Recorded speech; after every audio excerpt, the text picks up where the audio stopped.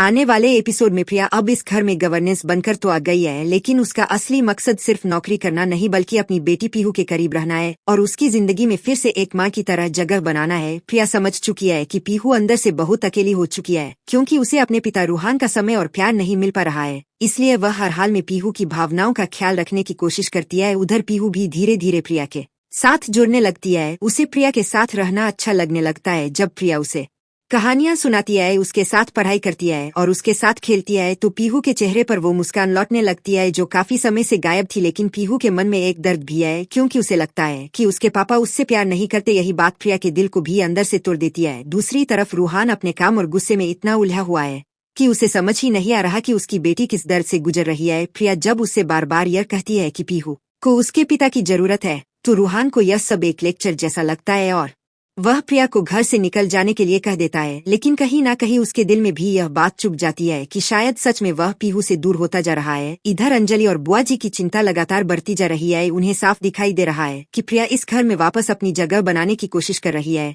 और अगर पीहू उसके करीब आ गई तो 3 महीने के अंदर ही हालात बदल सकते हैं। अंजलि को डर है कि अगर प्रिया ने अपनी अच्छाई और मासूमियत का सहारा लेकर रूहान और पीहू दोनों के दिल में जगह बना ली तो वह हमेशा के लिए इस घर की बहू बनकर वापस आ जाएगी। इसी वजह से अंजलि बुआ जी से कहती है कि वह अकेले प्रिया को नहीं रोक पाएगी और उसे उनकी मदद की जरूरत है। वह चाहती है कि किसी भी तरह प्रिया को इस घर से निकाल दिया जाए, लेकिन बुआ जी समझती है कि प्रिया ने बहुत चालाकी से 3 महीने का नोटिस पीरियड लेकर खुद को सुरक्षित कर लिया है, इसलिए उसे तुरंत निकालना आसान नहीं होगा। उधर दूसरी तरफ घर में एक नई हलचल शुरू होने वाली है, क्योंकि रूहान के दोस्त अमन अपने निवेशकों के साथ डिनर के लिए घर आने वाले हैं। यह डिनर सिर्फ एक सामान्य मुलाकात नहीं बल्कि रूहान के बहुत